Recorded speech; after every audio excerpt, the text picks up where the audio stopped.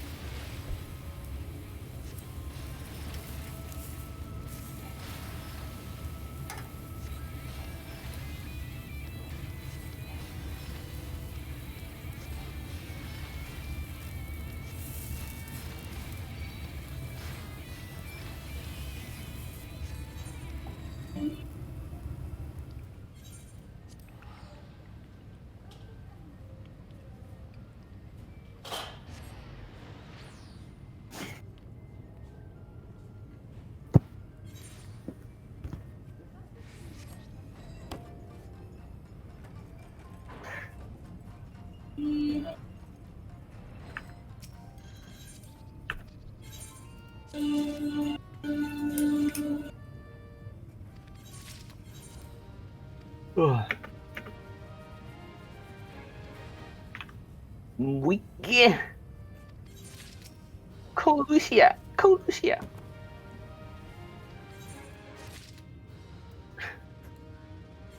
阿蕭最中意。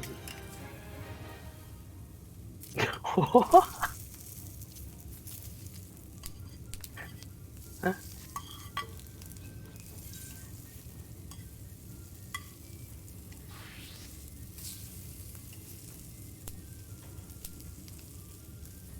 486嘢好脾氣小卒。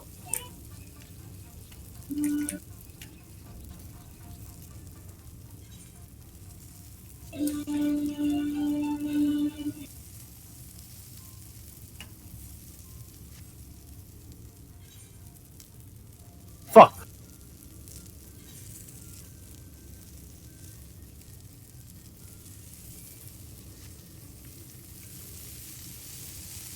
我已經將部主力頂喺英皇度，想要嘅路去揾啦，我全部放晒喺嗰度。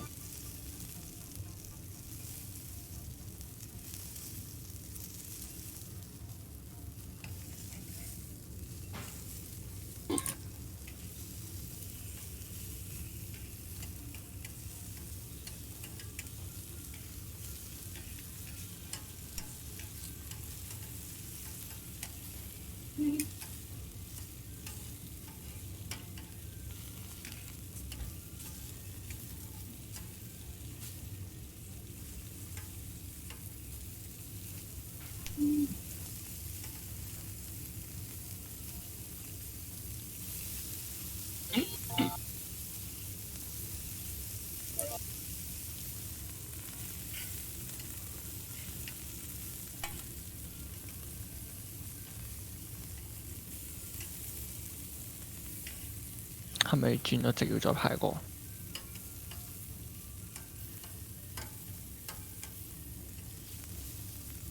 唔係，係咪而家咪兩隻 DPS？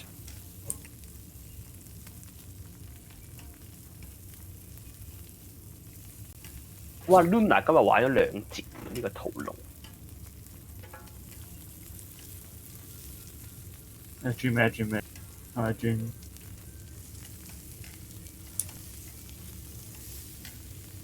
我冇喐唔得喐，喐啊？唔喐啊？我冇得喐。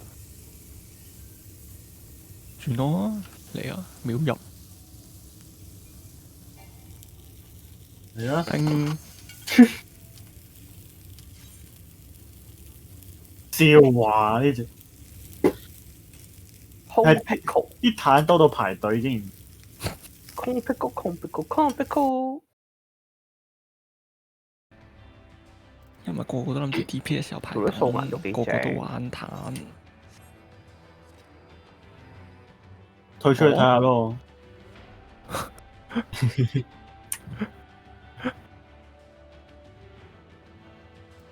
收聲啊！矮嘅垃圾黏魚 Welcome to the final days of Amaranth. 冇啊，都係矮過我。我隻貓已呢關係經咪先劇過咗嚟。透我嗰關啊？我記得啦，我記得啦。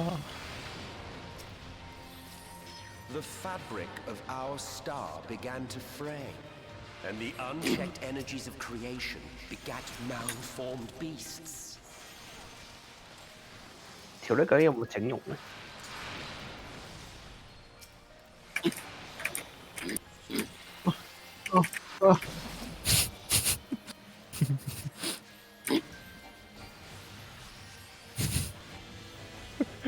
啊！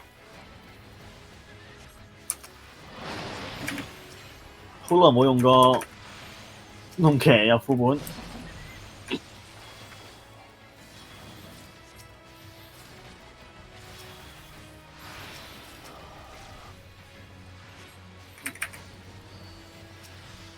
嚟啦！爆發啦！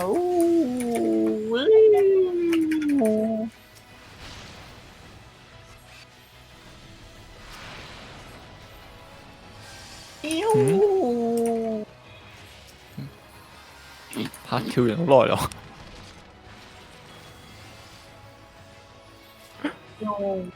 得㗎啦，得，陣間再跳啦。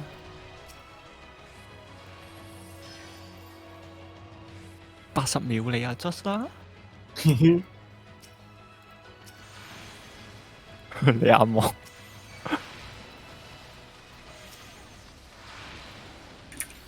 喂，唔好咩啊？隻怪唔好黐埋我度。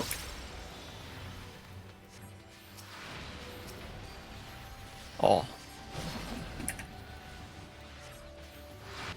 冇線俾瞓地下。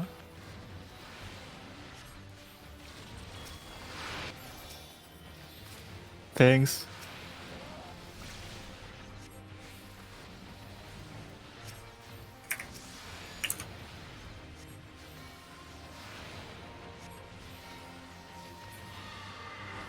明嘅，想俾唔想俾咯。有比基尼相，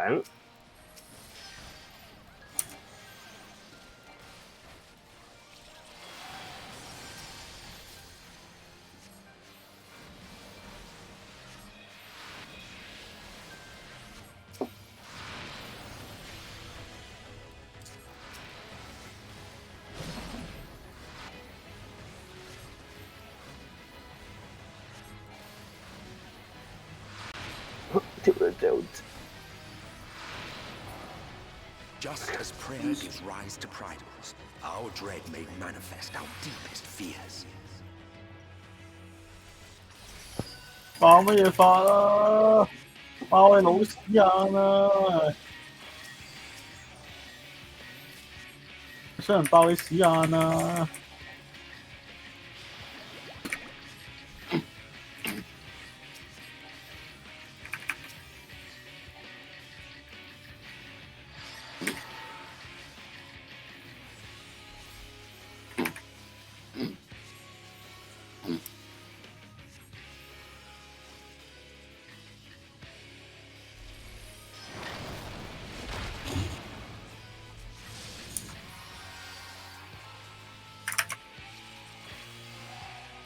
我跳。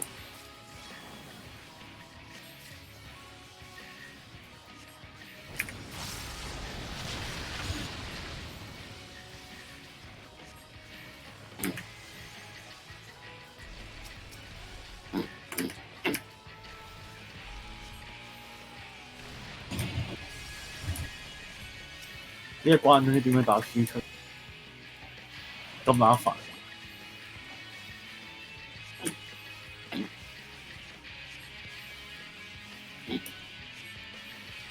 觀眾被莎莎的尖叫聲嚇到。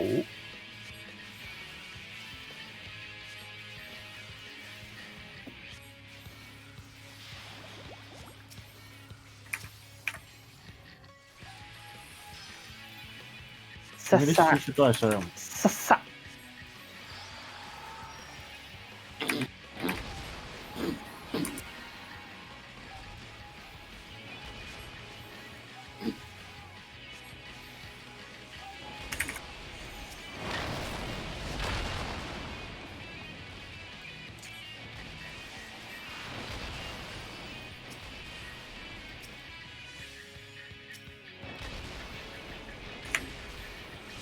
嗰嚿石係咪唔信得嘅？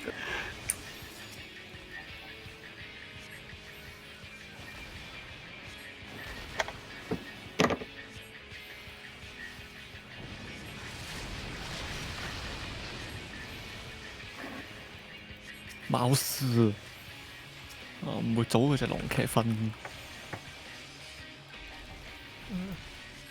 我都唔一力。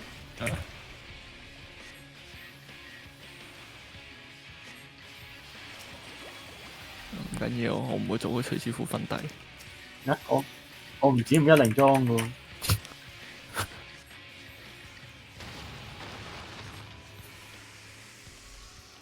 簡單 ，first take， 冇事啊，冇事。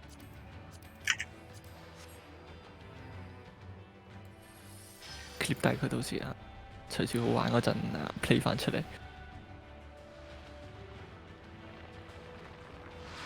你信唔信佢到時玩咧？頭先推嗰條線嗰度，佢會以為係拱落街，跟住行相反方向，跟住出事啦。我覺得佢會咁出事，我覺得，因為我頭先我諗，撳錯掣。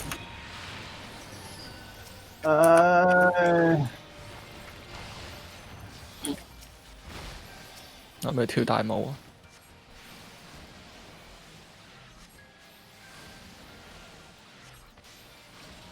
唔小心食咗水，唉！唔小心食咗爆發藥，爆發緊，唉！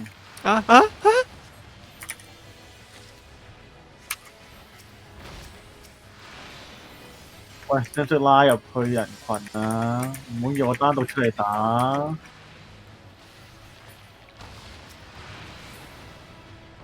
識唔識拉翻隻坦度？自己 adjust 啦。The land buckled.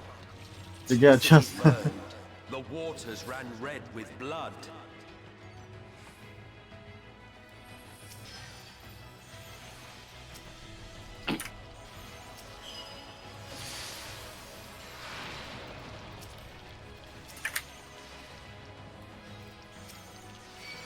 打落我度嗰隻嘢，隻嘢咪打我。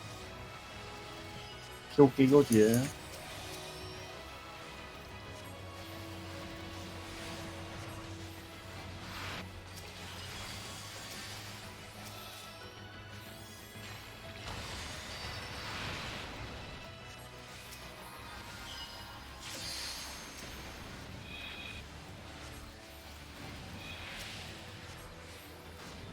喂。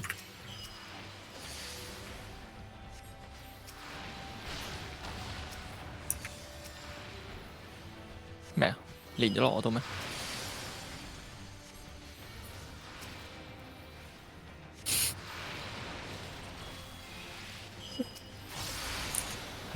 呢個係我哋adjust。哇！用，我諗緊佢會唔會衝埋用咁？佢應該整啲 Easter egg 嘅嘢，呢啲放落個箱度嘅 AOE，所有人一下，唔好等我咯。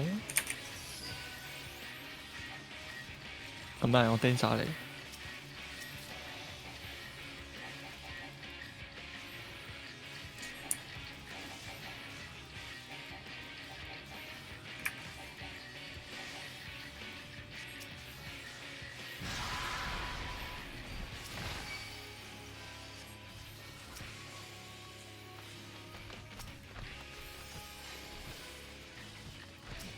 你個咪自己打自己嗰粒啊？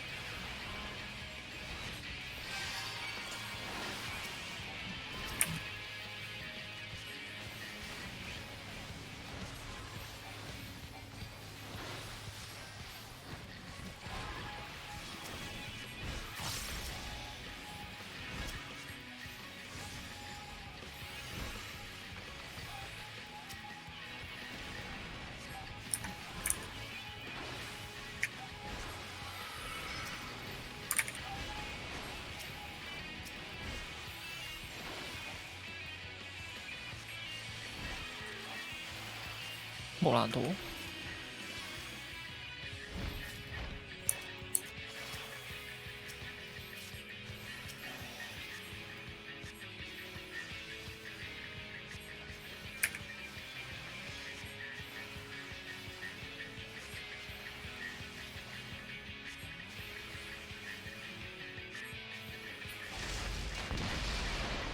好痛啊！ This was far from the worst of it. Come, and I will show you.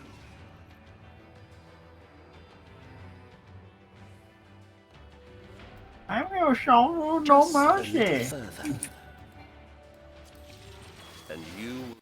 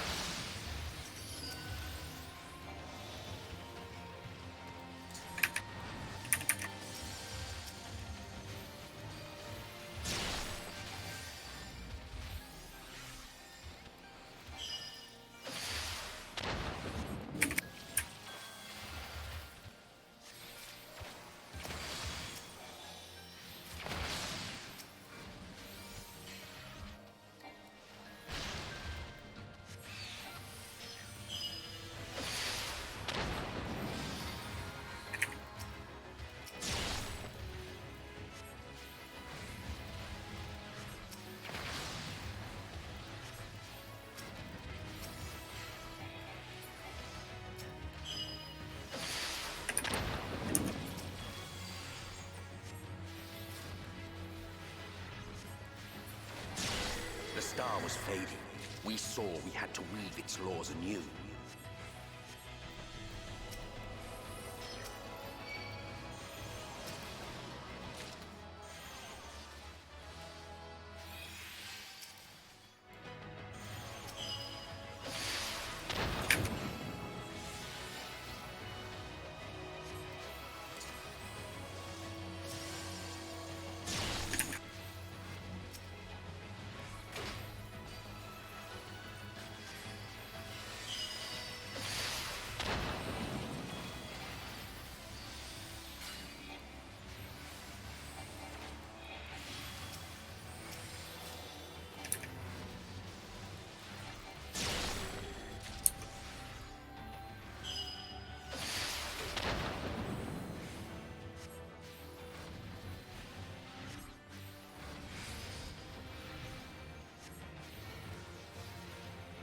Yo.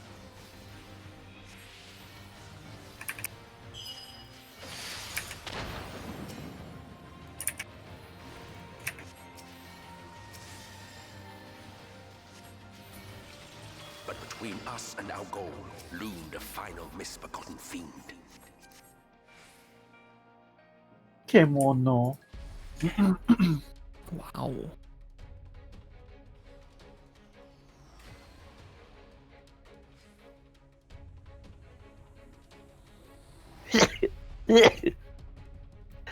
啊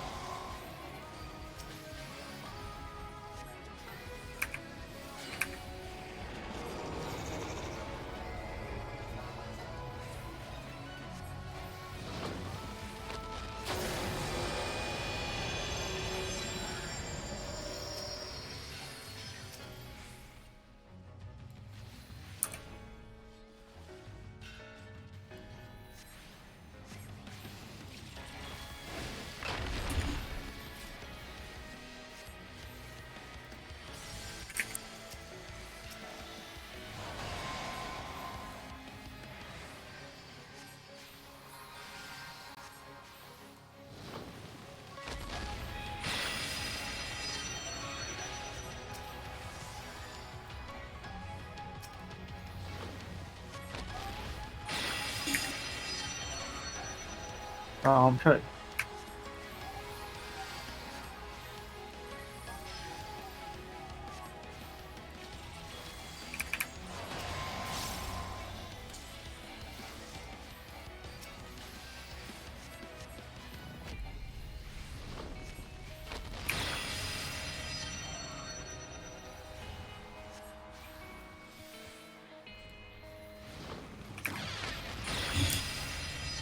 好痛啊！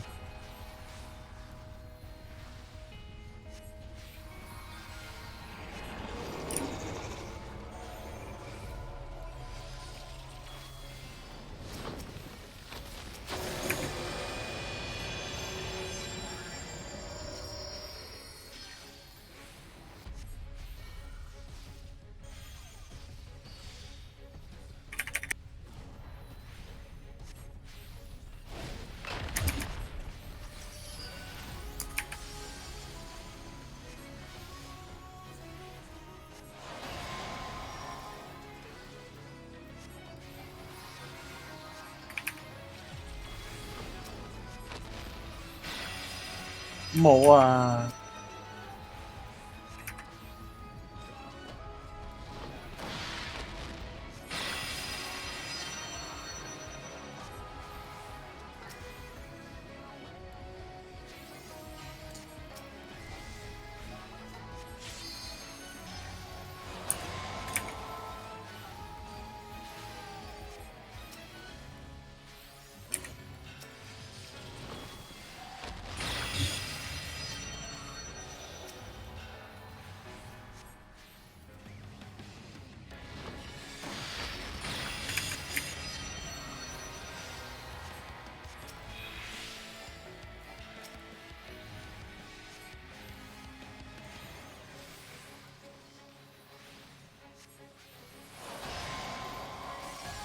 呢個時候仲未 LB 0點幾？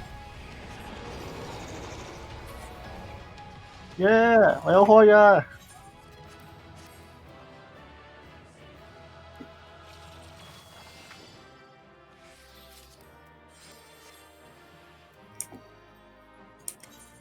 佢話唔需要。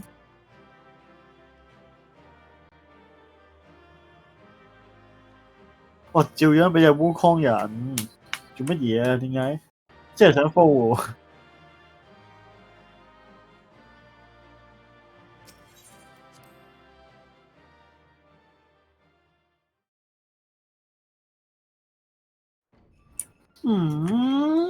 有大分別咩？咪到最後尾又係隻烏康衝埋嚟。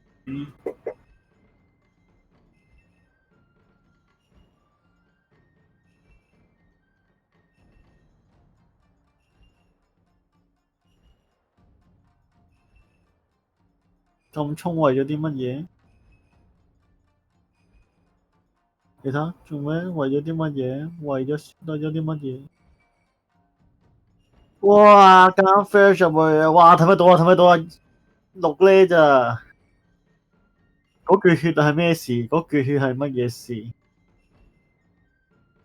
唉，黐線啲嘢。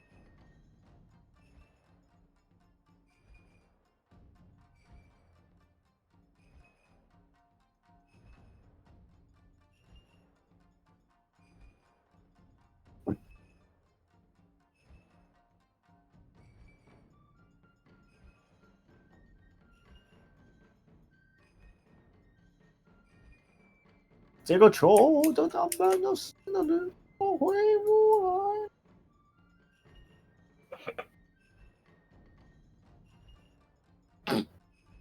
我救唔翻嘅啦已經，又嚟啦又嚟啦又嚟啦又嚟啦又嚟，我真係要陣間做乜嘢？其實我諗緊，我唔明喎，你留多一陣或者你醫出去大絕佢哋都好過，係咯，我唔明咯。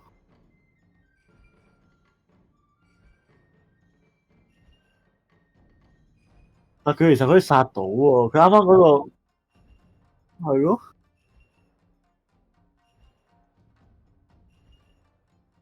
咦捉翻佢咯喎，係啊，去人都屋企行街唔使死啊佢話，你睇下咁樣好似當自己屋企咁行啊，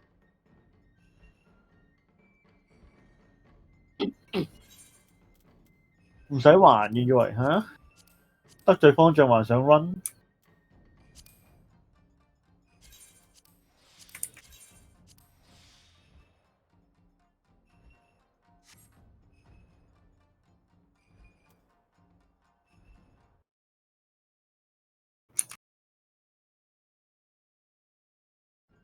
公會啲人唔係應該買晒一堆咁樣正常，係要買噶嘛，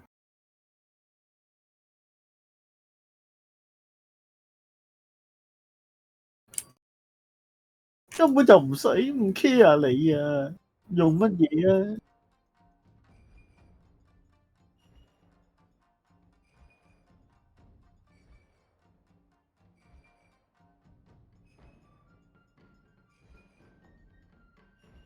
？5.5唔係 for the weak 用㗎。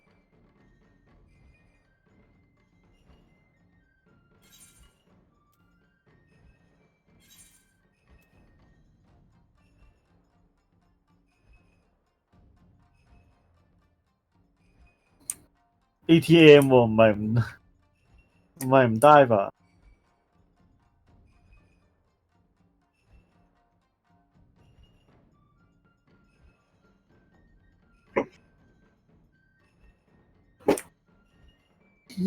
等陣先，我睇漏位啊，一會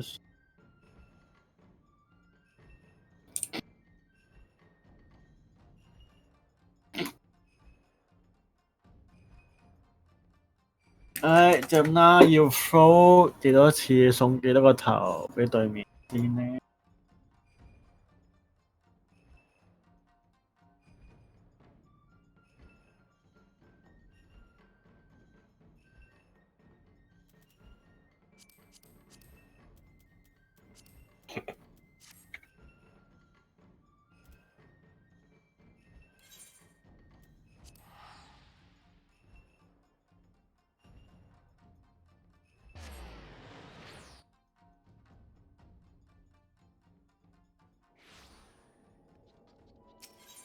唔係都有見過唔少嘅。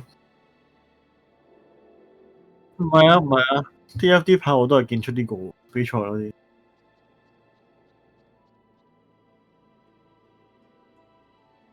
唔知喎，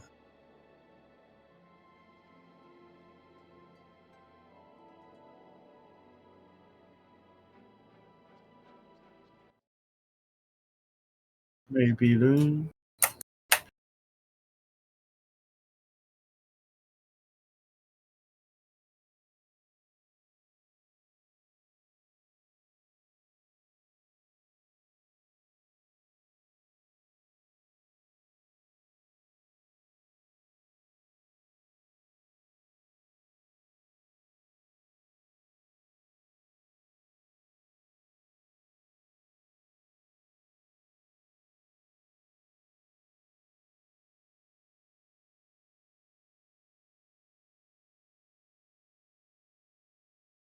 嘟嘟嘟嘟嘟。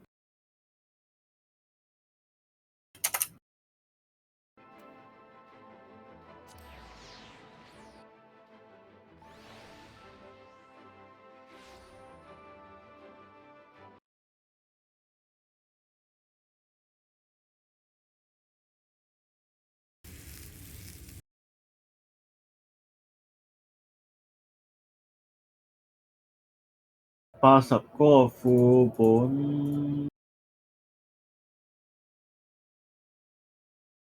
嗱你去到係咯，直接8人本㗎啦。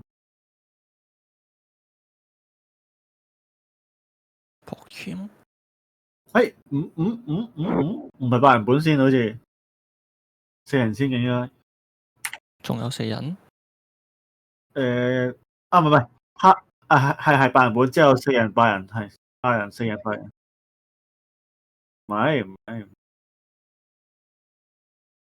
唔係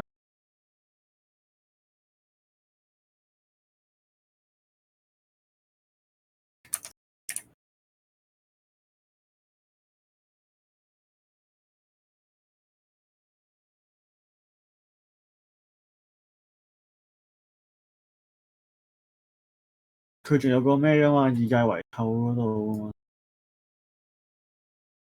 嗰個都有2個啦。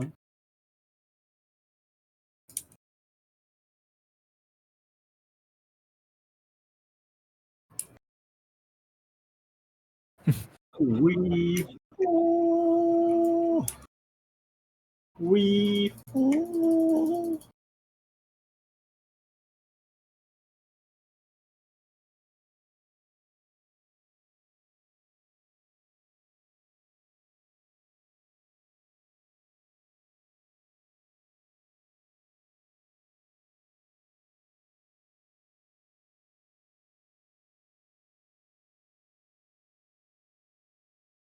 係呢度我記得啦，可以睇快少少啊！呢度我自己劇透自己嘅，我記得。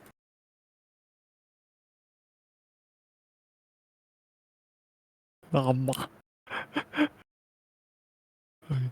我真唔知係 ending，但問到就 ending 未，即刻撲咗先。點解有 KitKat 嗰個 logo 嘅 LOL？ 係啊，有廣告噶嘛？係喎，仲有 Logitech 添喎。我都唔係成日睇嘅。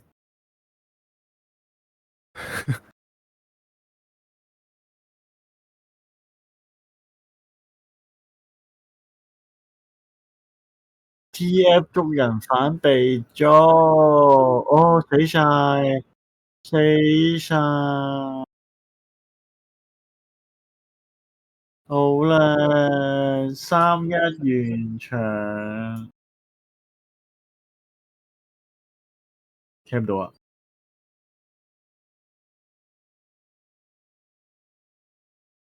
你睇穿咗啦，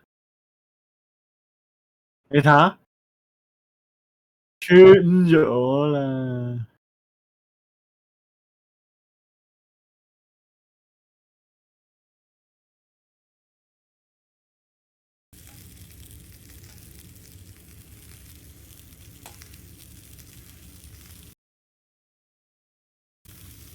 黐線。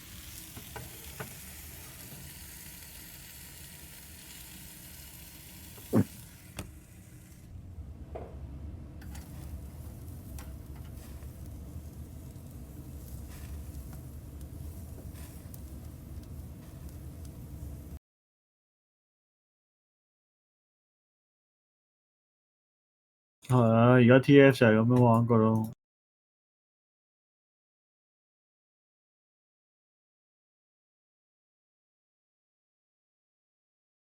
佢要成隊一齊啊嘛，佢哋熬咯，所以而家之後就唔係咁噶啦。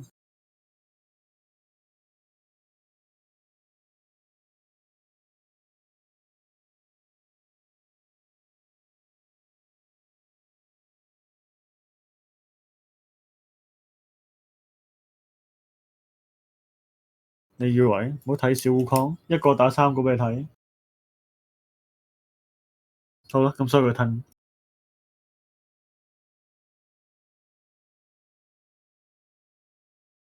幫手俾錢。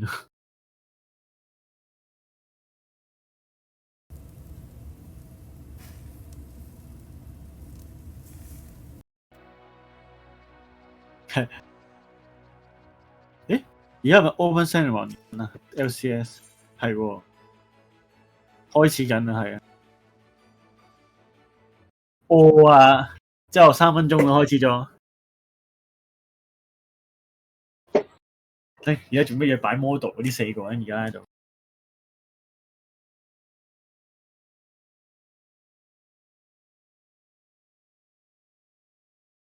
已經冇，已經越嚟越冇新意嘅話，我已經諗唔到有咩可以特別搞啦，搞 get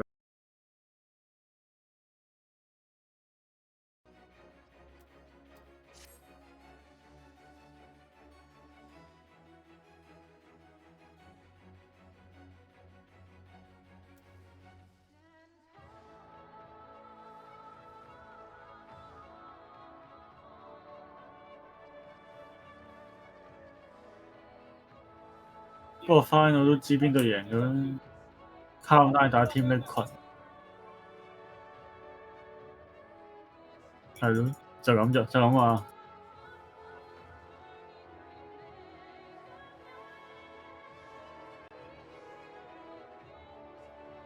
就好啦。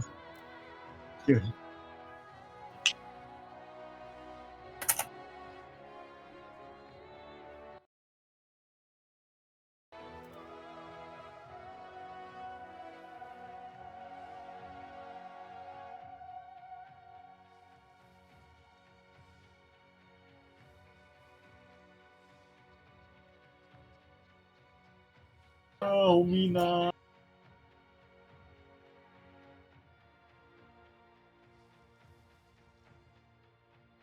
你睇下，遺棄咗啦，隻 ADC。搞不搞，搞不搞，搞不搞。黐線，delete 嗰棒 delete 咗。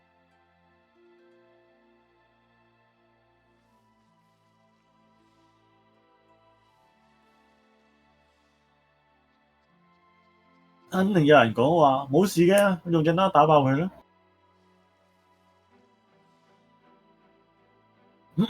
係啊，隻拉冇俾人打爆啊，唔係一棍毆死嘅，幾棍啦。佢啲同伴俾人一棍打爆，唔關佢嘅事。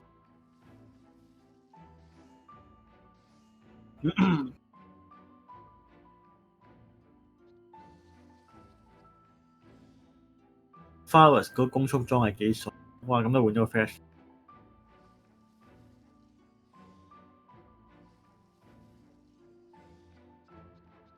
卡神話表示輕鬆，佢可以搞掂，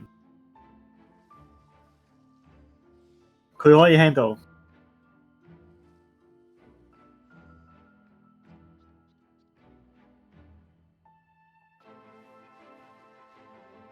哇！咁樣悲咗啊！喂，又嚟啦！轉轉轉轉轉轉轉轉轉轉轉轉轉轉轉轉轉轉，你睇下隻烏康 keep 住喺度，喵！死咗點啊？仲有隻 Woody 喺度，係嘅，唔係保保守守咯，睇下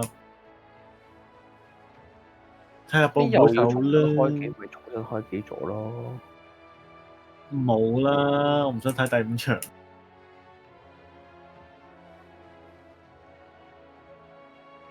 咪陣間睇到咪有隻烏康走出嚟，用到攞到嗰隻贏，得烏康者天下。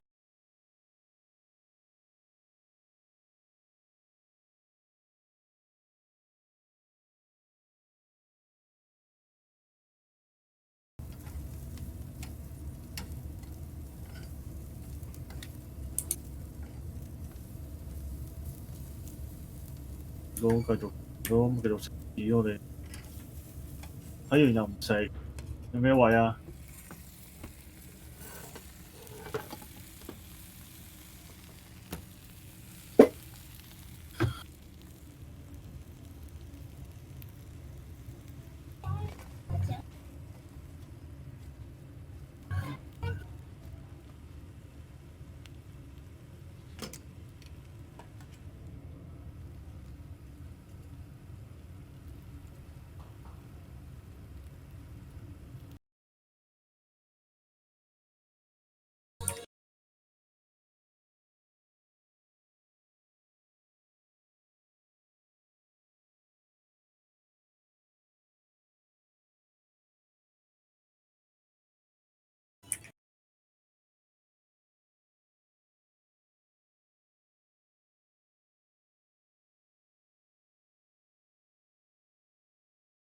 算係咁啦。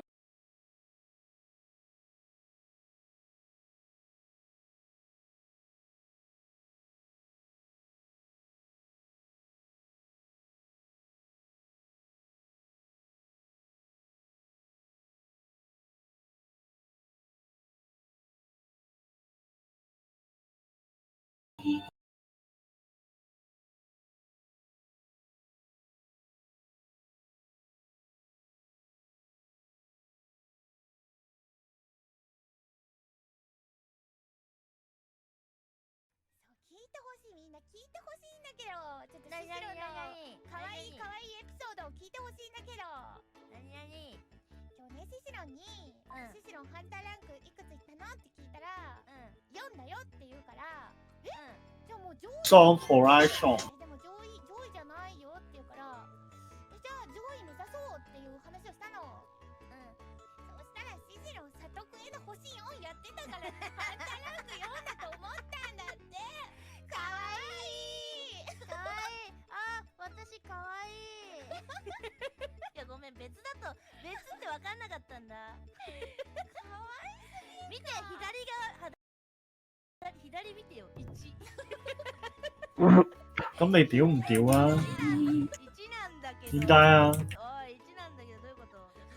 咪又係低清獵人。札幌で今度やるときさ、みんなオマルンとネネちゃんって今我唔信啊！でも上位だと思うよ、普通に。 RPG 嗰個唔係執得笠㗎啦咩？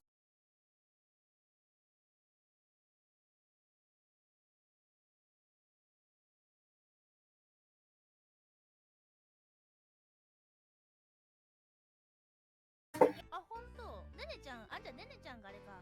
ネネちゃんをだからまあどっかで又係低清。すれば上位系にいけると思う。せっかくなら多分上位やった方が確かにね。いいとは思う。ネネちゃんはちょっとあれだな。スパルタ教育そうね、ちょっと裏でね、ビシバシさ。ビシバシシーヤに眠そうな中、俺まだハンターランク3やぞ俺キング出た蜂蜜ください。ちょっとシシロ蜂蜜くださいって言ってもらってもいいです。蜂蜜ください。違うんだわ、そうじゃないあ、すいません、解釈違いです。求めてちょっとキャラの声に合わせたつもりなんですけど。まあ確かにそのキャラに合わせるのじゃ聞きたくなかったよ切れそう。そんな早くは決めん。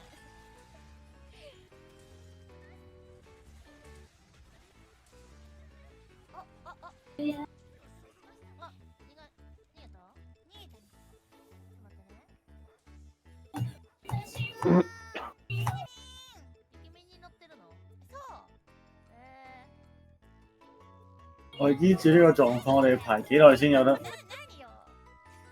だ。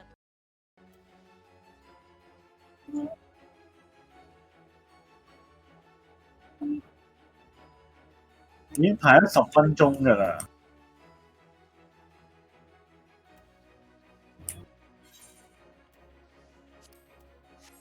你睇到右上角爭咩㗎？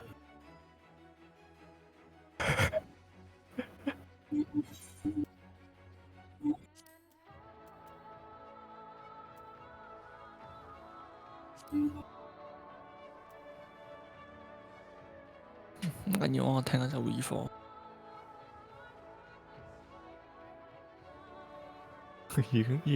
我已經 loop 咗10分鐘啦，都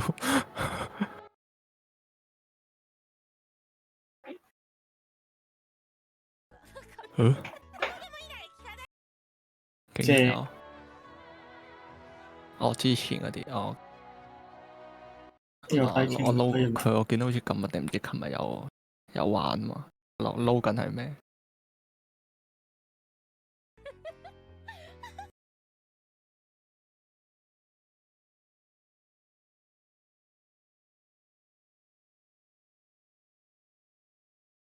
呢啲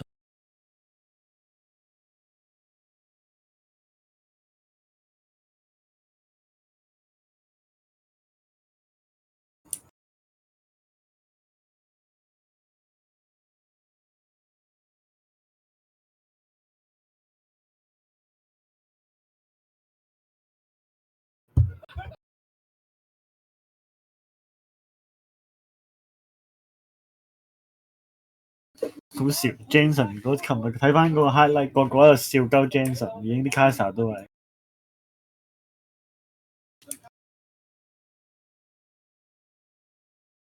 唔係啊，第一場就死唔知鳩衝佢死完之後又 TP 出去衝埋人哋後邊 friend，點知俾人哋融 Q 咗。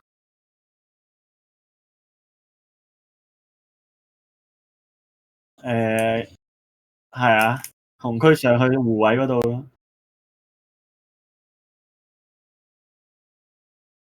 冇得 T 婆係靚 friend 嘅，但係 worship 佢。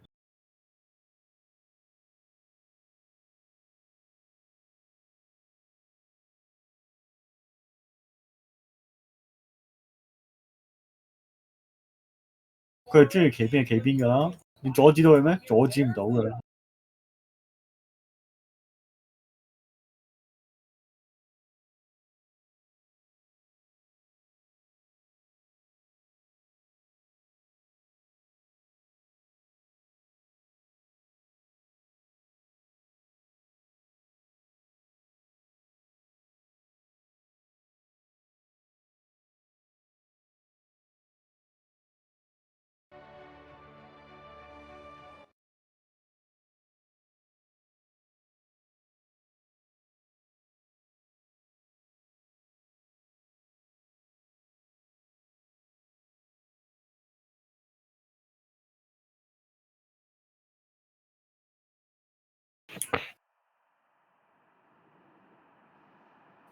I'm Oliver Frost, and this is probably my last radio broadcast.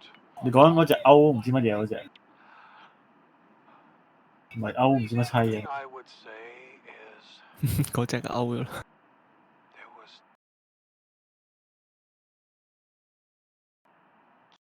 出咗有新 trailer， change the world. 係咪應該話好似嗰陣時唔係出 trailer 嘅喎？佢嗰陣時好似 send 埋出嚟睇睇。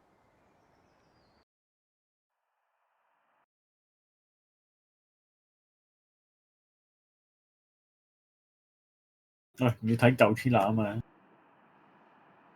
I'm Oliver Frost, and this is probably my last radio broadcast. 10號啊！ So the thing I 你 would 知我想逼死 say 你。is there was too much 啊 noise in the world. Before 點解可唔可以唔好搞翻咧 Freddy 嗰啲電嗰啲收音機聲嗰啲先？ of information and news, buying junk that we didn't even Mm. need. In the old world, I always dreamed of becoming a 諗 radio 下諗 host, 下，而家都用 radio 噶啦， but I didn't have the courage to 跟 stay 翻現代 true to 科技好冇？ myself and not live the way others expected me to. 即係 We could create better versions of ourselves, make breakthroughs, and change the world. 等先。 If we had 你先 realized 個 it 窗 back 嗰啲 then, 紅邊嗰啲紅 we could 線 have 係 changed many things for the better. 我唔係啊，我冇 skip 啊！你個收音機嗰個咪你睇唔到個窗咩？ It would have been 係啊， nice to come back, change everything. 唔係直線嘅，呢個唔關事，我一個視窗唔跟住，呢個一個視窗就跟住。 Take 咩 me 啊？ back 咩睇下？ to the time that is over. Take me back to my 個 happy 收音機後 days. 邊個窗收音機後邊 To 個 the 窗 day 咪有啲 before 紅 the 邊 world 咯， ends. 冇啊！好啦，壞咗 Day 啦。 before the world ends. 真係冇。屌你老味啊！我換咗第二個 mon 就真係冇。都話嘅。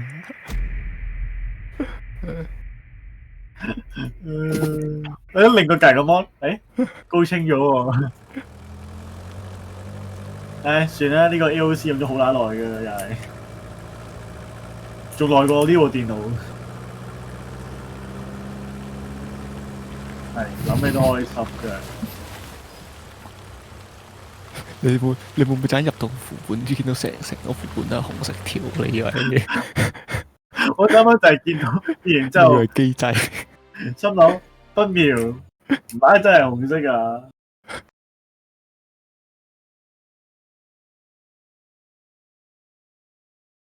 唉，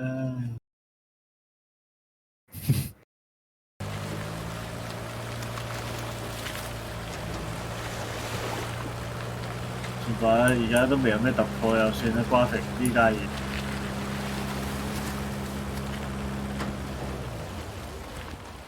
到現時為止都未有新 engine，我覺得唔會有咩突破。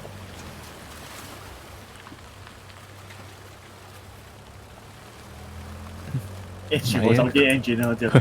佢有 engine 有突破，GPU 功課都冇突破，都係冇人揾到，都冇人揾到。冇人可以上到嘅。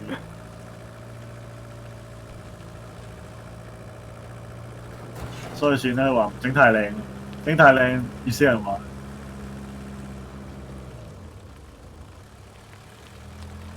好啦，Open World 有好多不安嘅回憶啊！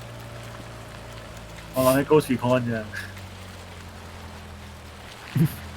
我諗起 Ghost Recon 慘啲，我覺得。好噴我咯。咁 Division 都叫你玩落去都有樂趣啲啦，我完全玩呢個 Ghost Recon 完全 feel 唔到樂趣喺邊。嗰陣時，佢啲 mission 一開頭啲 mission 就已經重複到勁多咯，嗰重複。係啊，即係咪除咗主線以外，真係麻麻地咯。因為第二集我完全冇玩，第二集 Ghost Recon 連買都唔買。呢啲人買顯卡送嘢。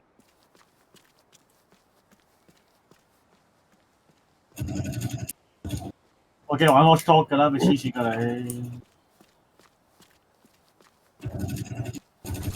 得，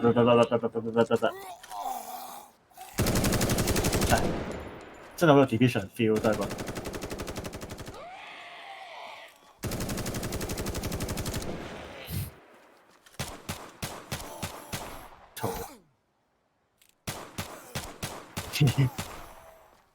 佢成個碌同你講咩？佢知道隻人會行嗰度嘛，所以咪咩咯 predict 啊嘛，呢啲叫做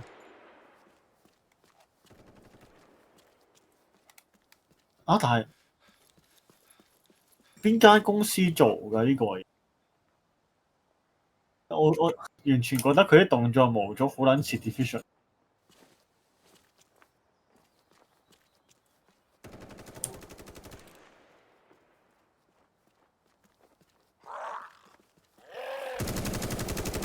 咁樣好咩？好多可樂啊！好多可樂啊！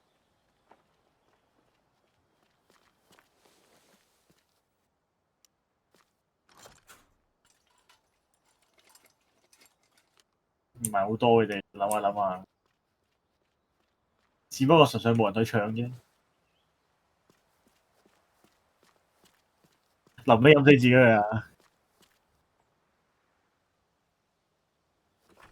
死啦！我見佢每次一黑之後有啲紅線出，一黑完之後有條紅線出嚟嘅。佢係暗同埋佢由黑暗去到光嗰個位就有啲紅邊咯，唔係長期有。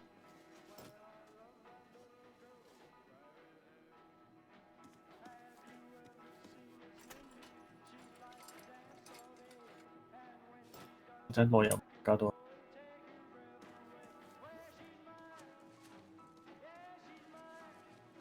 你見到佢埋一邊同你講話可以一齊連機嘅，跟住個 friend 喺隔離行去。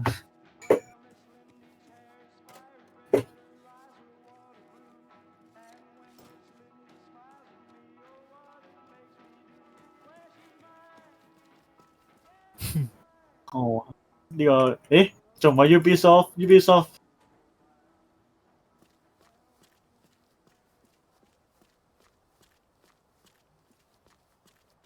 啊？要修理車啊？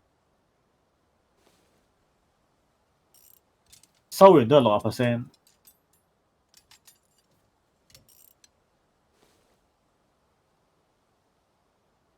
哦，佢係要整個 tour 出嚟，之後再整架車。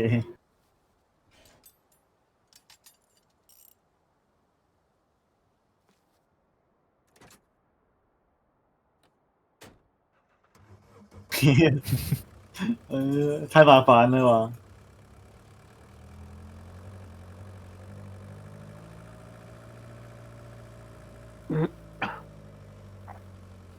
佢同個 friend 分開兩架車，係咪即係陣間個 friend 會出事？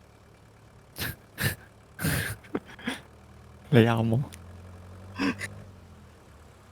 係喎，成個碌嘅喎。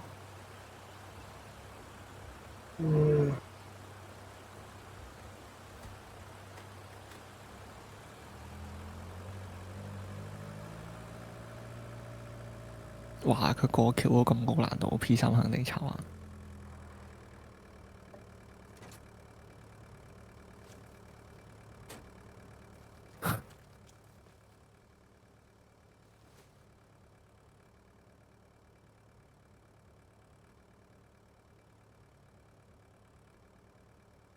望遠鏡，即係玩嘅時候，即係用。其實我好少用望遠鏡，我發覺自己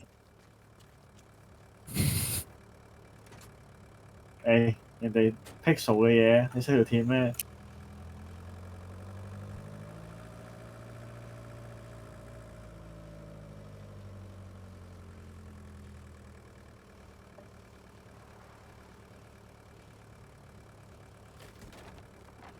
我食得佢200蚊嘅，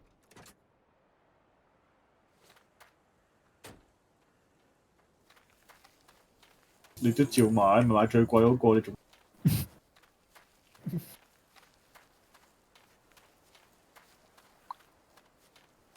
一樣買到最貴。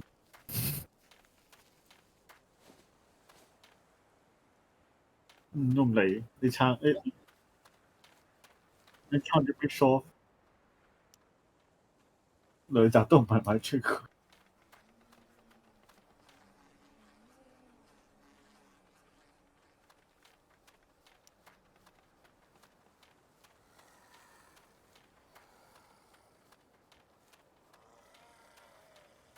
等陣走去撞個車胎。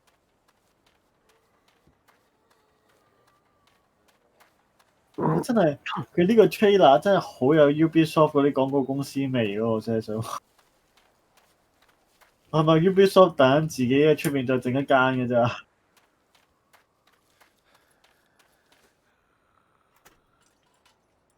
好有嗰個 Ubisoft 味，真係。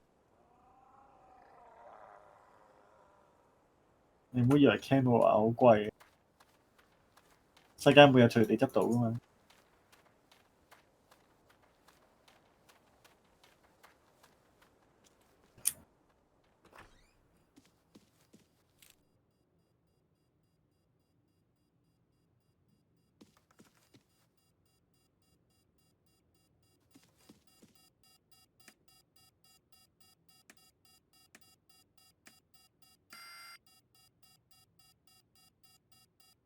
等陣真係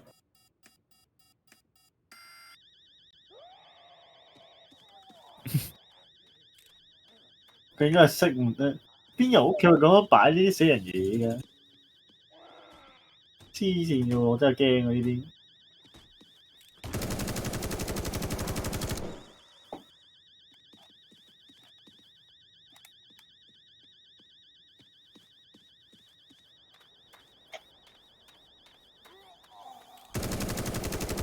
唔係我講公仔，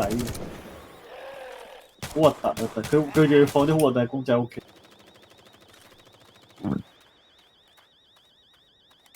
等 Ubisoft 垃圾入咪 Ubisoft search 下先。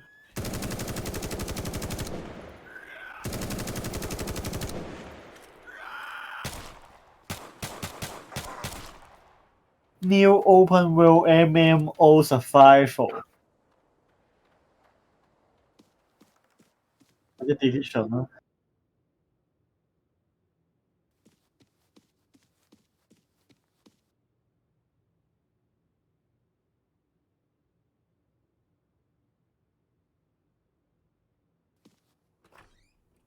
Like a cross between The Last of Us and The Division the day before PVP and PVE 都有 putting you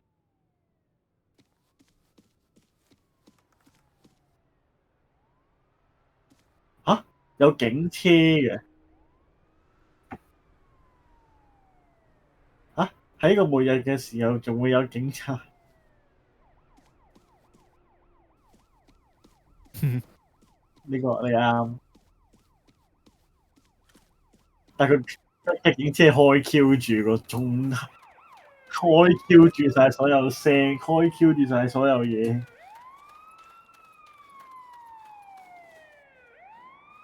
同你講 zombie 我喺度啊，你過唔過嚟食嘢？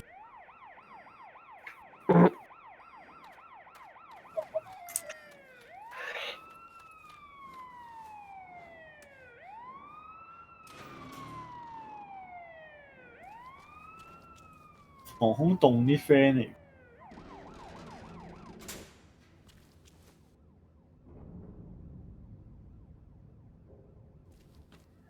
啊，係防空洞嚟嘅喎，真係。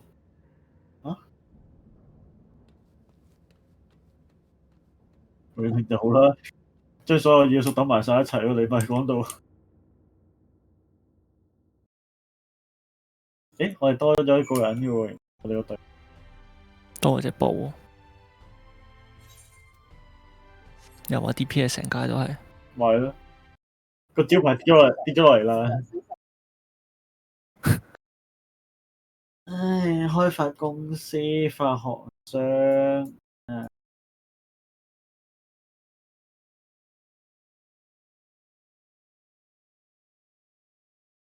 呢間嘢又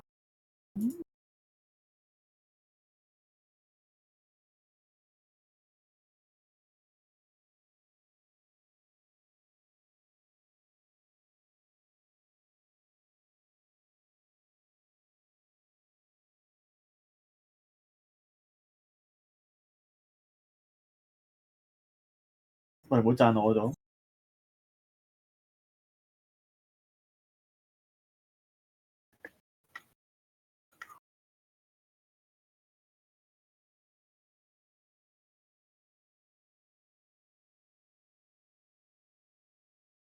呢個鐘數有機會咧。哎呀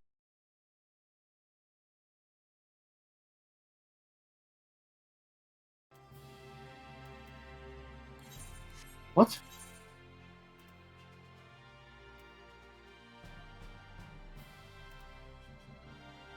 頂我而家我 search 喺 Google search the day before，跟住佢第一個 result 係彈俾我星期日2021 4月3。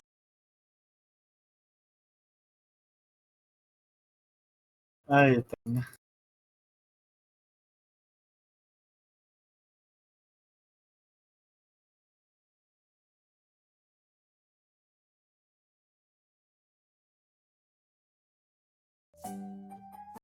达到最佳状态，尊重和信任主教练的选择，兄弟们，爷的青春反复横跳，到底还能不能回来了？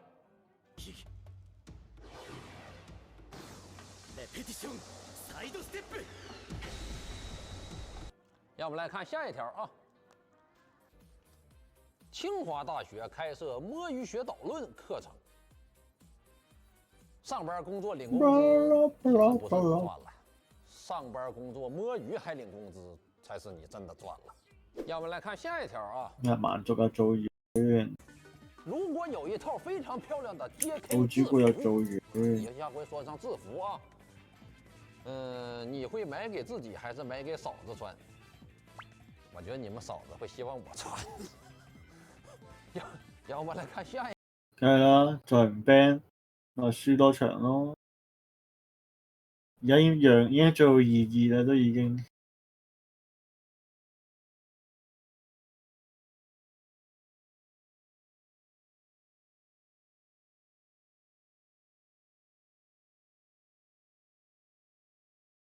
不過而家嚟緊5.5咧，多咗個新嘅房外觀，幾靚啊仲。不過成個鐵匠屋咁樣，唔緊要啊，你有得蝕錢。係咯。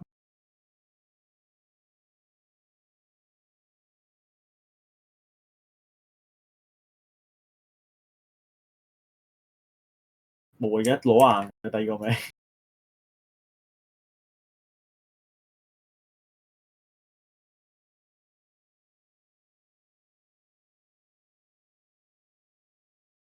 Path of Exile 有咩新嘢？ Among ancient ruins, 佢嗰條友唔係成日唔係好中意玩嘅啫，睇個樣。隻 game 咁樣。 corruption advances, spreading dread and despair. We must give chase.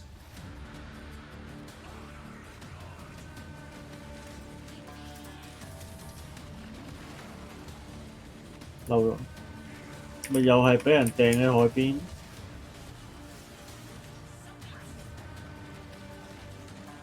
全部人死晒就係第一步嘅最終極嘅嘢。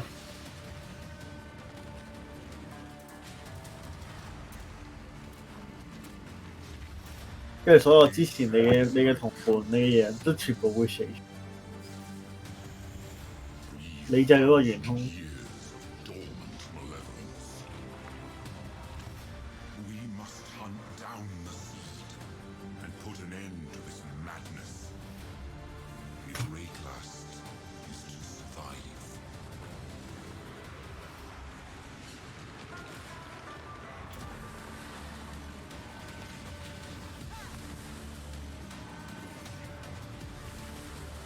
我遲啲去隔離房攞㗎啦。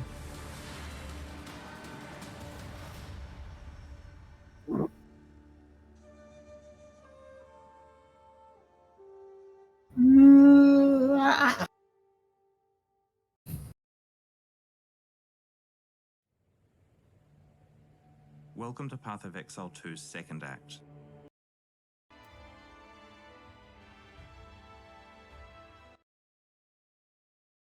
咩？佢 game As 打 you saw in 緊 the 啊！ trailer, Act 2 is centered around a caravan of Marrakech called the Arduro who live in the Bastiri Desert. You're chasing another caravan from an opposing tribe called the Faradun. There's a set of large ancient gates blocking the progress of the caravan through a desert pass, so you're being sent through the tricky 家 passage 洗洗個面，攞杯嘢飲，叮下先。今日開大呢個窗使乜？ Path of Exile 2 is a lot more than just new acts. We want combat to feel both brutal 呢排 and 又涼 responsive, 翻 even 喎，又 at 唔使 low 開冷 levels. 氣。 We're ensuring that each weapon type has unique and different mechanics. Each weapon class feels different to play, and today we're going to start by demonstrating the new spear weapon class. Spears are a weapon class favoring mobility with both melee and ranged attack options. To that end, each spear will grant you at least one mobility skill. 有咩大 In 叫 this 啊？ case, the spear comes with both an engage and a disengage skill. When you engage, it increases your melee damage for a short time, and that really encourages you to be mobile during combat.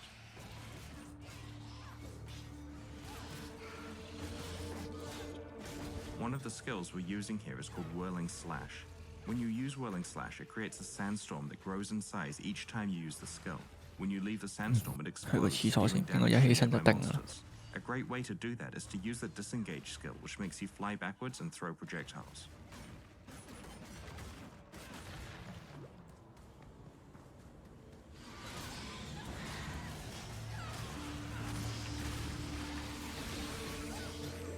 In PoE 2, each area's mini-boss is a much more substantial fight with interesting mechanics. You'll be able to find at least one mini-boss in each area of the game. One thing I love about this boss in particular is that it destroys the ceiling when it slams the ground, letting in more light.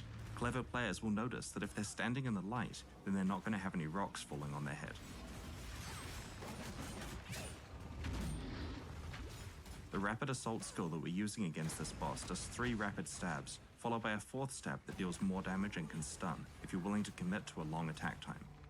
While developing the skills for Path of Exile 2, we were really thinking a lot about designing skills that could be cancelled early to dodge, or you can commit to the full attack for maximum damage.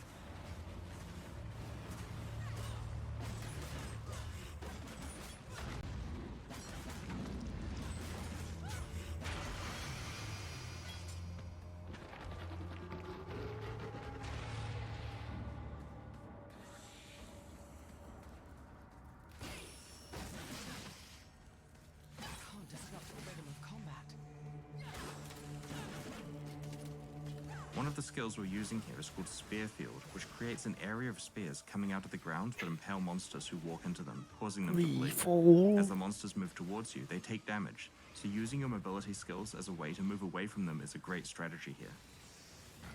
我冇停過，我哋跑咗幾耐，停 In 咗 Path 幾 of 耐。 Exile 2, we've invested a lot in our animation system. I'm sure you're noticing the animations are looking a lot better than they did in PoE 1. But there's also a lot of subtle detail, like characters having different running 就話你個 animations 房屋 depending on how 啦， fast they're moving. When we use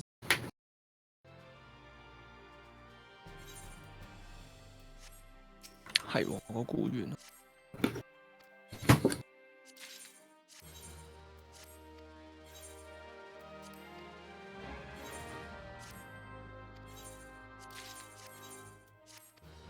都好一段時間未衝過去間房度，衝過去睇下先。不過唔係喎，而家過唔到喎，取消咗佢咯。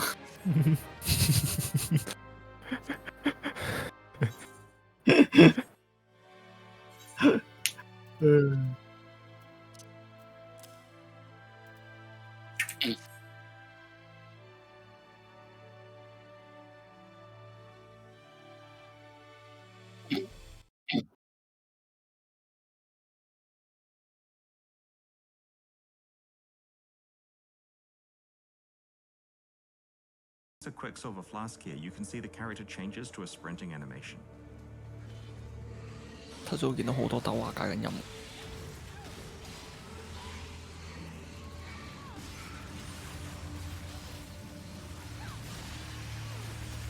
啊唔係呢個 moment，佢一嗱嗱聲翻自己間屋，跟住開個巨閘出嚟整餅。跟住俾面經過見到。冇事嘅，同佢講我手凍嘅啫。Now that we've arrived at the Ancient Gates, we're going to show you another of the new weapon classes in Path of Exile 2, crossbows. Crossbows are special in that they grant attack skills implicitly. This particular crossbow grants Power Shot, which is a high damage single target attack. In order to modify what Power Shot does, you're going to need to equip Bolt skill gems, which change the type of bolts that are loaded into the crossbow. Here we've got 3 different bolt skills that the character can switch between depending on the situation. 攤上床攞部 iPad 出嚟碌下。 Packs of enemies to prevent them from closing in on your position. You can then follow up with 我見到對咗蚊 bolts 屌。 to do plenty of damage.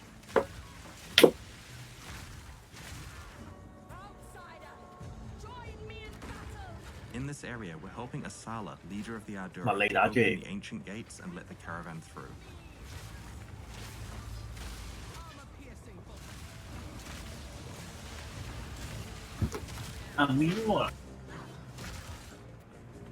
Because the bolt types are the skill gems, support gems that are added to them will modify whatever the skill is that you're using. Here we're going to add multiple projectiles to 你 our 咪 extend 期待下咯，我 Warhammer 都係 fail 㗎啦而家。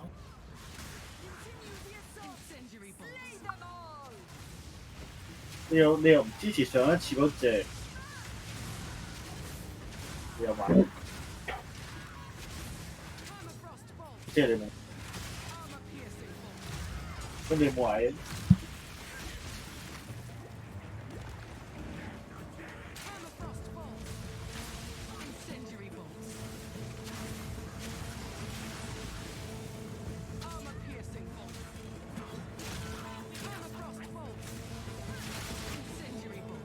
In Path of Exile 2, we're doing a lot more interesting things with monster packs. Here you can see some of the monsters patrolling around.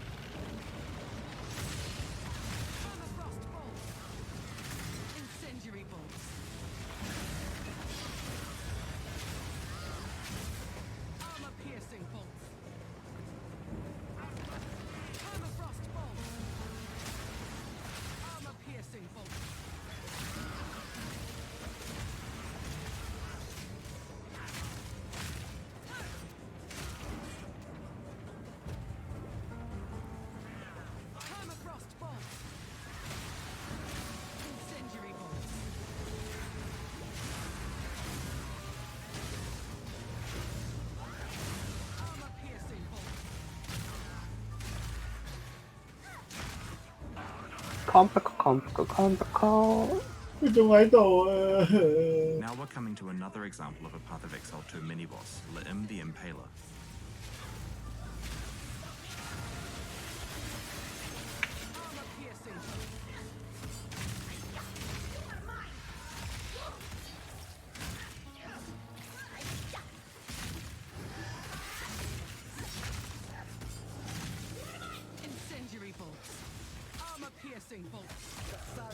The boss has dropped another type of crossbow, a siege crossbow.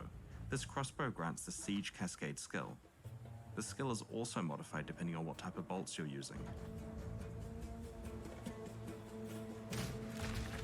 喂，冇機啦，爆炸十字弩 ，Minecraft Dungeon 夠有啦。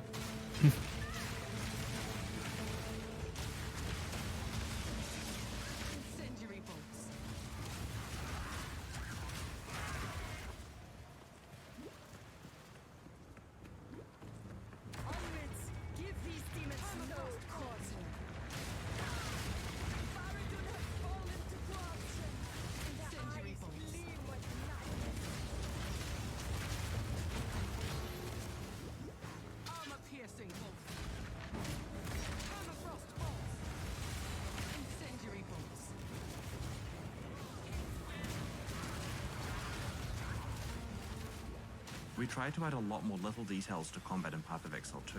You might notice that the monsters who die while burning have charred corpses. We really want to make sure that there's a feeling that as you leave the battlefield, there's clear evidence of what combat took place there.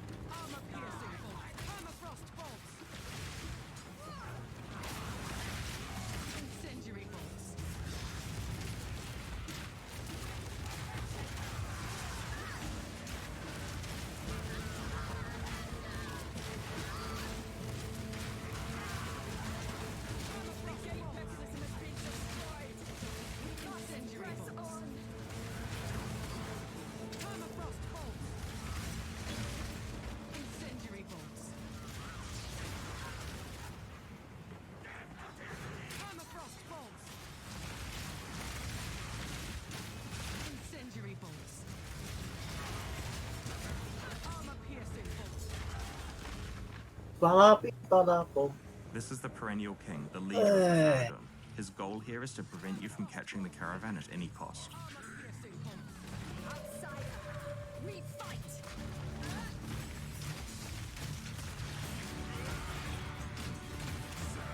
Mate.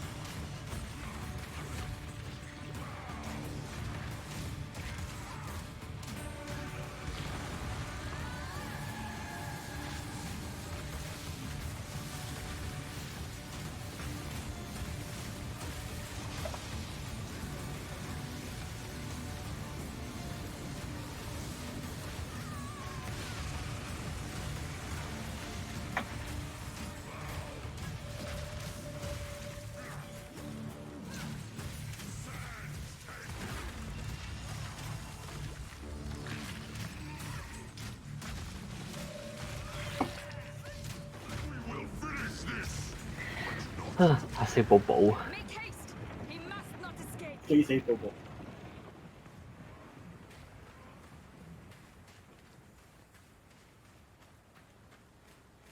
Quickly! He conjures the very sands against us!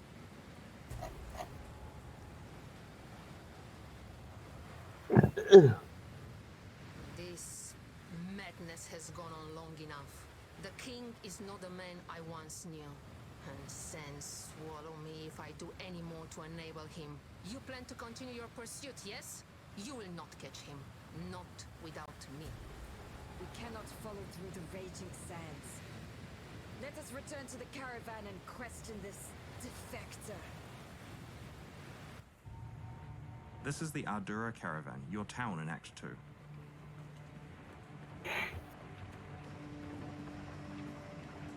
I am Asala, the Sekima of the Ardura. I care not where you came from, nor what caste you might have been there. All that matters is that you have shown yourself capable in battle, Jingak. Remain a friend to the Ardura, and you shall have nothing but respect from us. From what your shade has told us, the situation is dire. This Balbalic will live or die based on her usefulness in pursuit of the seed of corruption. Ask her what questions you will, then we, Ardura, will decide her fate.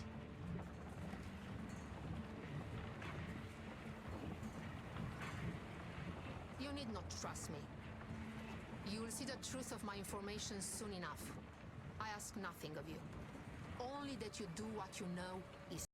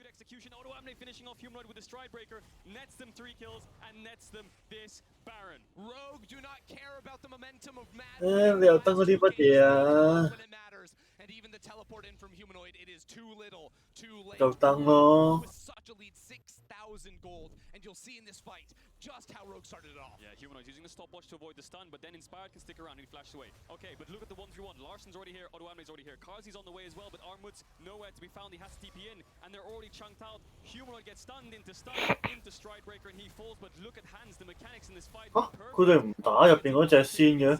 Karzi manages to find him, but then Hans somehow with the action flashes away from the ult, and then manages to find Elyoya and Armut as well through the tower. Yes, how does he? Yeah, right through there. Kaiser almost gets cut out mid. 隻柒頭拉出咗去啦。 He does not have the room to move anymore in these fights. The empowered W from Renekton, the 好， sheer 唔使睇啦，完。 Rogue lineup means there's no room for him to play, and Trimby again with the emotes in game 5. The Pride Alliance can do nothing but run away. Rogue have everything they need now. Just running down Mad Lanes, getting the Baron before they get the first turret in the middle lane. It just simply does not matter. They are so strong at this point in the game, riding their early game success and being so decisive when it comes to the team fights. Rogue have the Baron. They're setting up around mid. Mad Lions could look for an engage if they want to, so Rogue deciding to back off. Rogue know this is match point. They know they don't want to make a mistake, because if they win this game, they're lifting the trophy, and they're ahead. There's a team coming into Larson. Inspired moving in. Humanoid, he's got no flash. He's got no way out. Elyoya running for the hills, but it's Karzi who will get taken down. The dash in. daily.akb here to finish the job, but no, they managed to live. They managed to pull back. They interrupt. The gravity field is clutch. Hansama now could be in trouble to pull back away from Rogue. It is good news for Mad. They have held on. It's an overforce from Rogue and a great response by Mad Lions. Humanoid kiting back, stunning up 2 with the gravity field and playing off of those zones of control. daily.akb did not have the support due to that CC, and the Baron is outlasted. Yeah, just I say Rogue's playing it smart. They overextend for a fight. Mad Lions find a kill, and that's what Mad Lions need. When you're behind against a 1-3-1, you need to pick people off to regain control of the map. Right now, Rogue have lost most of the control, but they still have very deep vision on the bot side jungle. And as we watch this again, it was a bit of a confusing TP. I think they wanted to sandwich them into their own jungle, but Larson, as soon as he drops a TP, he has to flash out. Yeah, he's in a whole lot of trouble. You can see Armut underneath this fight as well, so Larson's like, I have to get out of here, just barely misses the Everfrost, and then Odo thinks he can dive in, but he's instantly CC'd. Very hard to finish off that kill on Karzi. Look at the top of the fight, the double CC of the gravity field. That's exactly what I'm talking about. The zone control in the jungle from Humanoid kept Mad Lions away from the rest of Rogue. Yeah, if daily.akb got that Q off on Renekton with the Fury, he would have finished off Karzi and healed up, but the chain CC took him down. But Rogue still have a little bit of Humanoid's chunked out. They're on this mid lane. They're not going 1-3-1, they're going 1-4. Larson's right behind them. Mad Lions. Humanoid alive for now, not quite enough damage at this point in the game. Souls continuing to stack for Hansama. Rogue just continue to get stronger. The Rise scaling up as well, but for now, Mad are holding on. It is almost a 7,000 gold deficit 24 minutes into the game. But Mad are not going out quietly. Hansama taking souls left and right, though, does mean that he is going to be unstoppable in the late game fights. We have seen single team fights decided by a small mistake, a small outplay all day long. Humanoid often taking the fall for Mad Lions in the first 2 games of the series. Now, with their backs against the wall, he must be the player to step up if Mad Lions are to hold on. Rogue can't overcommit. Freddy sweating backstage. He's worked hard for this too. Coaching staff behind Rogue, knowing that everything relies on this. A clean roam warp out into the 3rd dragon. Rogue are playing it by the book. The coaching staff can be proud, but Mad Lions are going to do what they can to disrupt that as Rogue pull back. They definitely pull back 2 towers almost. They almost got the bot tower. They get the Drake. They're on Mountain Soul Point again. I don't know how many times I've said Rogues on Dragon Soul Point, but again, they are on it. 5 minutes until that Mountain Soul. And just how good is Rogue playing despite losing the last 2 games? The mental fortitude to just pick such an early game aggressive comp and execute on the last 2 games. It's just flawless and exceptional to see.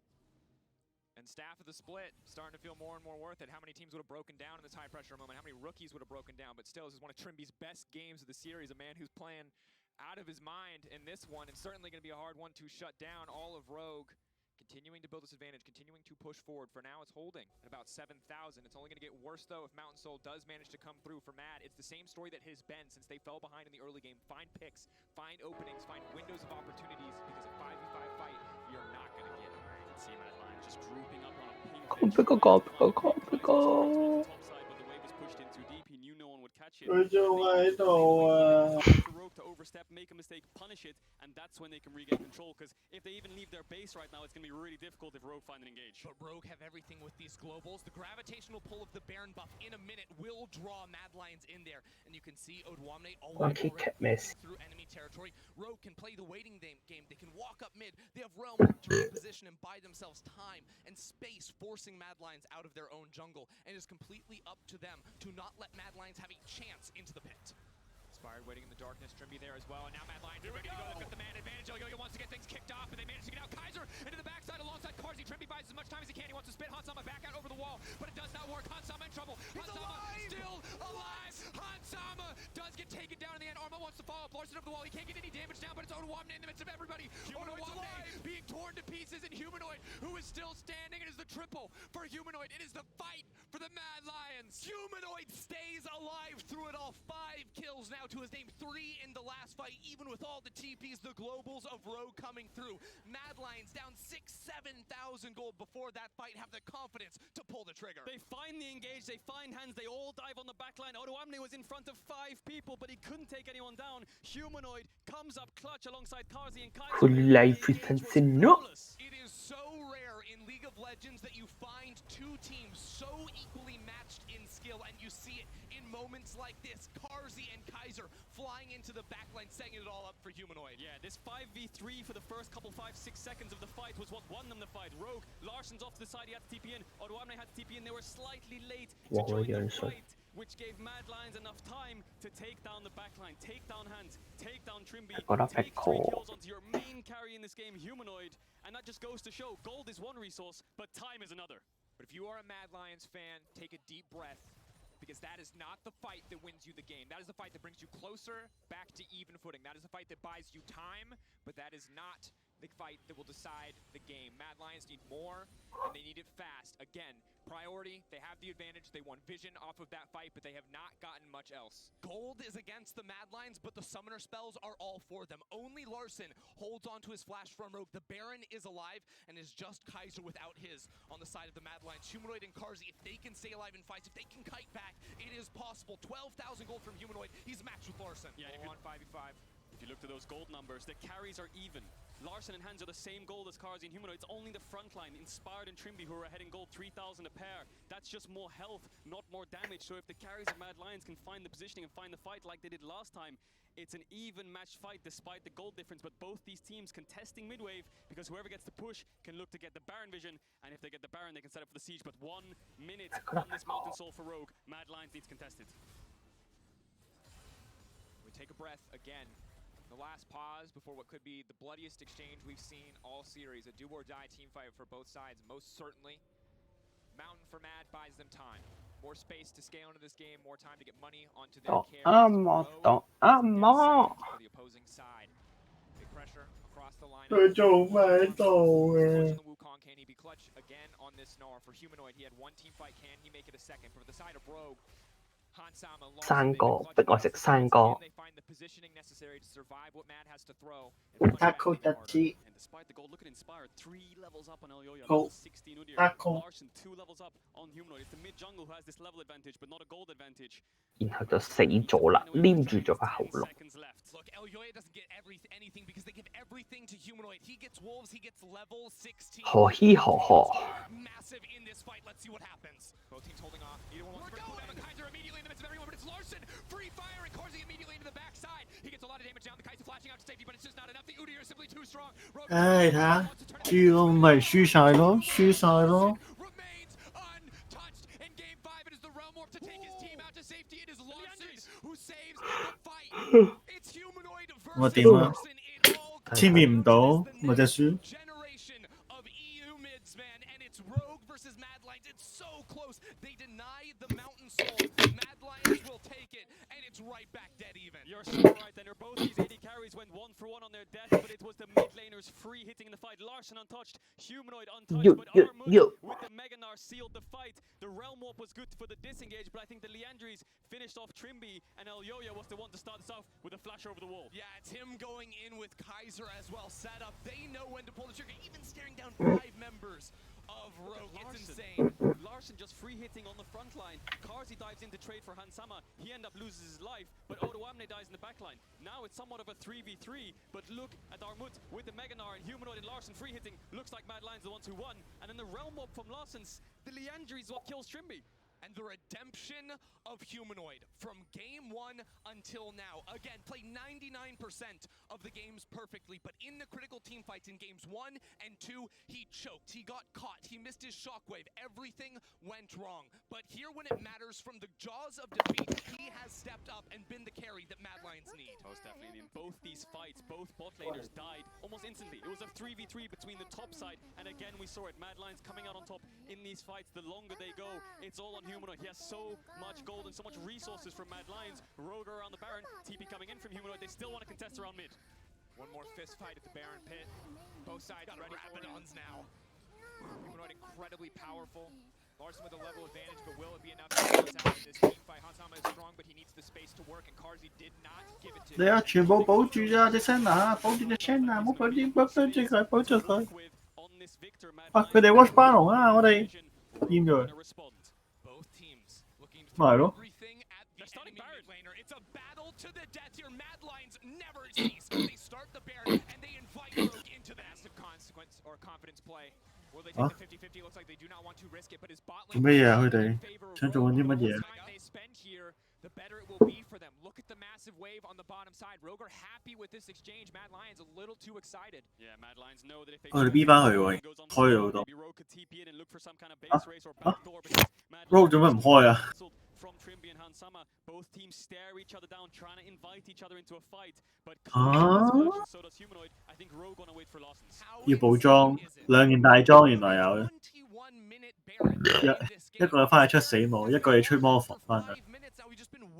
to see what actually happens with it, but Rogue, they keep playing, they say, we want the Mountain Soul, we don't want to risk it over the Baron. The Mountain Soul, not a big throw, especially before Mad Lions get to Soul Point. But similar to Game 2, when Mad Lions were the ones so far ahead, Rogue found the fights and came back. Similar story in Game 5, Rogue's ahead, Mad Lion find the fights. The early games don't really matter. Both these teams are so equally matched, and you can see it this whole series long. It's all about the Baron. Rogue have started it up. Armut's TPing in. Rise with a death cap is going to be massive. Kaiser already burning the movement speed steroids, 哇！ looking for the engage. 呢隻 Recon 雕大係咩嚟㗎？啊，唔係，嗰啲唔係大嚟嘅。 Pressure is on. Rogue have lost their heads a few times, but it will not happen again. They are playing it out slow. They are waiting for the perfect opportunity. There is no juggernaut in this. It is so rare to see. 喂，清下隻眼先開，咪黐線嘅。 G2 or a Fnatic, but it's within touching distance for both these two teams. 哇！捉到一隻，至少捉到一隻，兩隻、三隻。哇！真係哇，好果斷，好果斷。好，收咗，走唔到。哦，one down mid 啦，登死咗咯。 7,000 gold deficit. Armwood Star solidifies the win. It's the nail in the coffin. The waves there. Odoamne's trying his best. 係啊。 It's gonna fall. Mad Lions are gonna win. It is not. Handsome 喎，咁肥有咩用咧？ It is not G2 and the new era of European League of.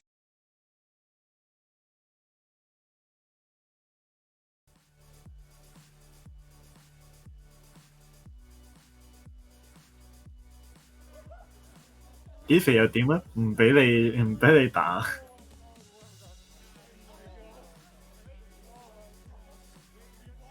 憤怒獅子。早食一開頭佢係極果斷攣走咗咯，其實即刻 KDA player 嚟嘅喎，呢個係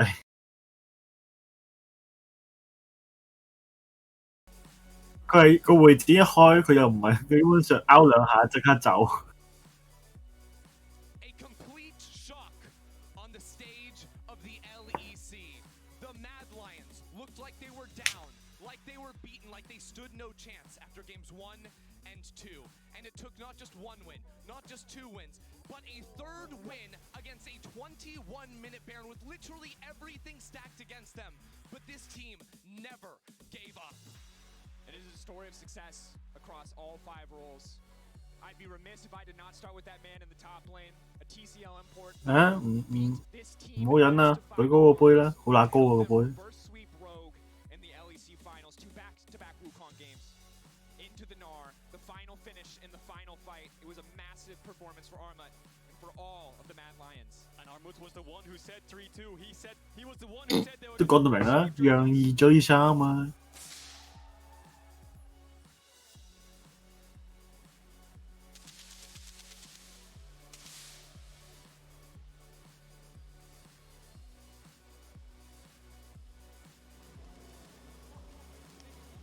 Historic day for the LEC and for European League of Legends as each player will get a chance to lift the trophy. The history of 隔離 LCS 都係啲4條友 keep 住企呢個位，然之後鳩吹。Perks. Remember El Yoya amongst those greats. And remember Humanoid as well. The man, the redemption throughout this series as well to step up in the final game among the other members of his team. Do not forget, he was the only member that returned after the Splice run at Worlds in 2019. Mad Lions took their spot and they invested everything into him. Brought in Kaiser and Karzi last year. This year they say we need El Yoya and Armut. And it was this conglomerate built around this mid laner. Even with all the 有冇所謂啊？咪衰。一係又唔係佢知啦。He found the 1%.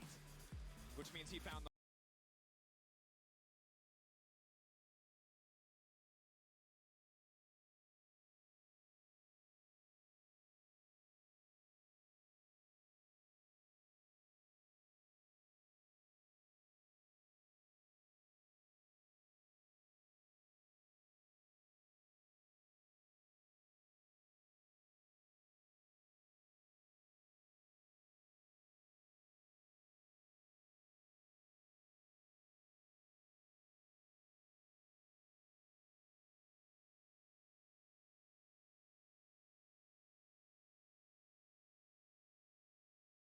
against the wall to show up when it matters. That you need in the best of 5s when you go to international. This is not the same Mad Lions that got eliminated in play-ins last year. No, they got Armut, the magic sauce in the top lane. They got El Yoya, the rookie superstar jungle. And this team is the best team in Europe. And you saw it after game 2, the adaptation. Let's go Wukong. They win game 3. They win game 4. Rogue take away the TF, the Orianna, the Wukong. They take away everything from Mad Lions, and they still find it. Humanoid still finds it with the carry on the resources in the fights, and Armut still finds it on the engage, on the Gnar. And I think, at the end of the day, a big win for Mad and celebration for them. But on the opposite side, no doubt that it is heartbreak for Otawamne and Rogue. A hard loss in a game 5. And what could be a once-in-a-lifetime chance. The only final Say so. Fnatic